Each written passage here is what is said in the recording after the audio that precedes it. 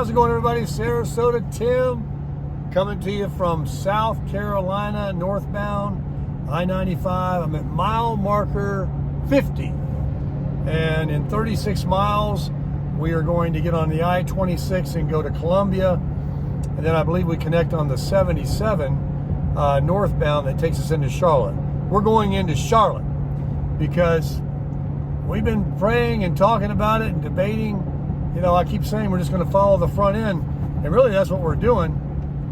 But just wasn't sure really where to go. Continue on up the northern, the eastern seaboard here on 95, or get on over towards where we're going to end up being, for the chalet and my daughters, and Cherokee and Pigeon Forge, Tennessee. I think we're going to kind of make that our little circle for the month of October, see some leaves, and that'll be our trip.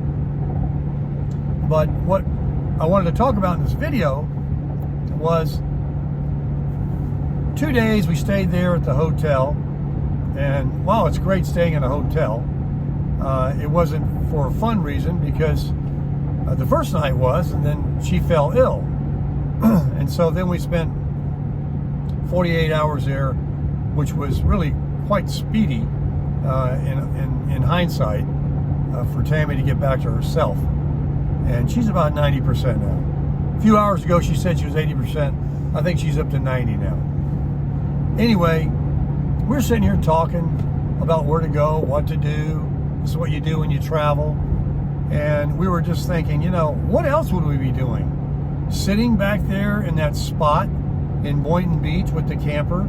I mean, I sat there for 1.5 years talking about getting out and pulling it. Now, since I've had the Crusher, she's a good girl, I am so happy that I was able to trade the 4Runner for this. This is my confidence level is way up here on pulling that. Every time I walk back to it after we get out of the truck here, I'm like, look at that little box I'm pulling. I actually live in that? It's small. Everybody else I see pulling a camper, they got something with some length to it. I don't have that, but I know it's back there. But I'm glad I have the Tundra, because I think the 4Runner would have really been meeting its match, especially in some mountains. So anyway, moving on. We were talking about what will we be doing? Nothing. Going to Planet Fitness, going over to the inlet, going to see the girls. Now, all three of those things, and not in any particular order, are very, very important in our lives. And do we like South Florida? Do we like living where it doesn't snow? Heck yeah. Do we like having the beach and all that? Of course. But there's more to life. And do we like this 100% humidity that you can cut with a knife and that you live a mile from the sun? Heck no. I've been doing it too long. I swore last summer I wouldn't go through another summer. And here I did the same thing this summer. I'm not going to do it again. And folks, let me tell you, when we get out of the truck at a rest stop or anywhere we've been getting out, stopping to go to the bathroom, whatever, first thing we say to each other, man, you feel this? There's no humidity. This is great. And we're not even it says right now it's 83 degrees outside. But it's not the same 83 degrees as there is in Palm Beach County, I can promise you that. So back to the point of the video about living. It saddens me that every day that I didn't do anything, and I've had this freedom of being retired since I was 62, and I've had all these choices to do all these things. Maybe I got a few more choices now than I had.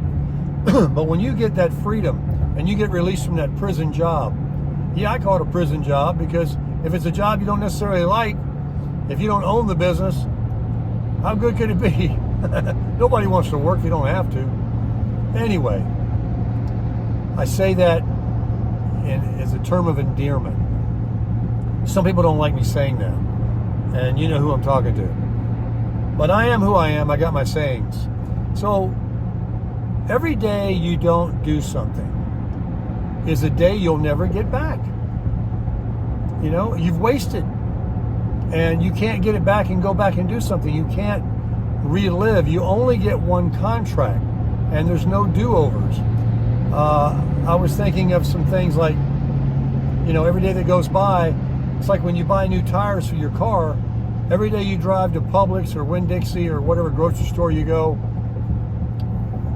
you're wearing your tires out, but you're not going anywhere. You're just going to the store, the dry cleaner, to your job, and that's your whole circle. Your life, even if you live in a big city like Atlanta or West Palm Beach or Miami, you might only go this much of a circle around your little area. There's so much more. Break out of that circle and start to live. Now, I'm talking to people that can do this. I'm talking to people that don't have to be back to work on Monday, or you only get that 1 or 2 weeks a year because you're still working. And your time will come. But if you're getting your Social Security, you're in your 60s, and you're just sitting around, unless that's just what you want to do, I promote get out and live life. Because if the Lord takes me tomorrow, I can say I had a good one. You know, I won't sit back and regret that I just died doing the same thing every day. So every day that you don't do something you can't get back, and every day that you do something, no one can take that away from you. Those are memories. Those are times you made. And I'm telling you right now, this is the beginning of living for me. I hope to live a long, long time and stay healthy. And I've already asked Tammy, I said, what about our next trip? We haven't even finished this trip. I hope this trip will give us a good learning curve to understand, you know, where to stay, places to go, how to do it very economical, and meeting other RVers, maybe re-meeting them, getting reacquainted, going and seeing more of our subscribers. All of these things at the unknown that haven't even happened yet. By the time we get back in 30 days, we'll have this catalog, these memories, that nobody can take away. And then we can grow on that for the next trip and plan it out. So many people have been RVing already for years, full-timing, traveling, not just living in it in a spot like I did. They have a lot of experience, and I want that experience. I want that knowledge, and I want to know you out there. I want to meet you. And so I'm excited about what's coming, and I'm excited about the next trip.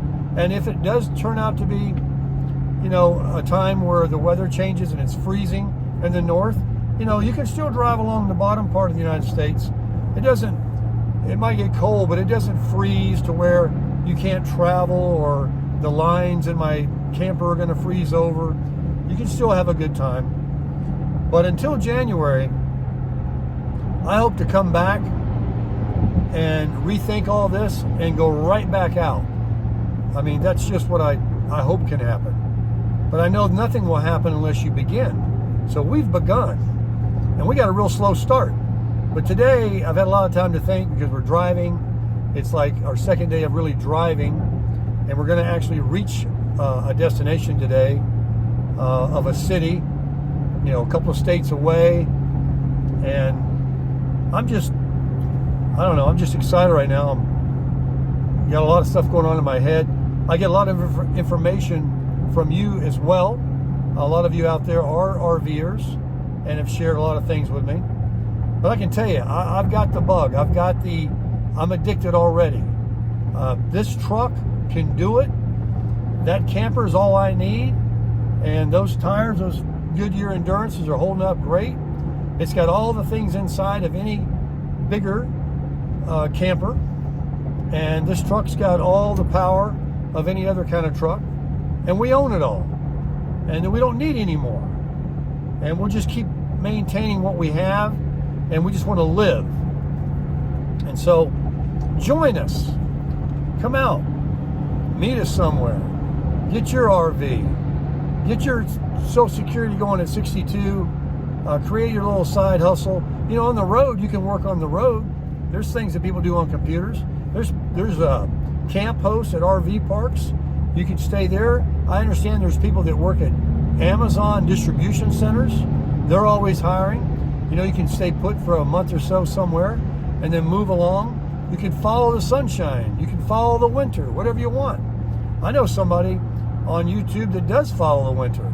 They go and do ski training at ski lodges and stuff. And so whatever it is that you find a niche to do, you know, think about it, pray about it, look for it, get online, but come out of your comfort zone and live your life. I mean, this is great. Life is totally different when you quit working and you start getting some money coming in, whether it be small amount. Live small. Get your debt paid off. Get yourself a small RV. You can even have a pop-up. You can go slow. Just work your way up. But if it's not RVing, then it may be just traveling in your car. You don't need a truck. Maybe you could just go and stay with friends, take a tent, stay in campgrounds, drive a very economical car. There's people that travel and but camp out in Priuses. Google it. Priuses are kind of cool. The air conditioning can run all night because of that battery thing. There's people doing it. I've seen it all. And now I'm finally doing it myself, and I'm doing it my way. I'm doing it a little bit more conventional, but I also have somebody else with me here. I'm not out doing it by myself. I can do a lot less if it was by myself. But I told Tammy earlier, you know, I've always said for years when I used to travel on my Harley, and I did some cross-country trips, man, I'm seeing a lot of cool stuff out here. I really wish I could share it with somebody. And so now I'm able to do that. And she's a good woman. I'd like to think I'm a good man for her. God is good to both of us. You're a good community. Until the next video, let's crush it.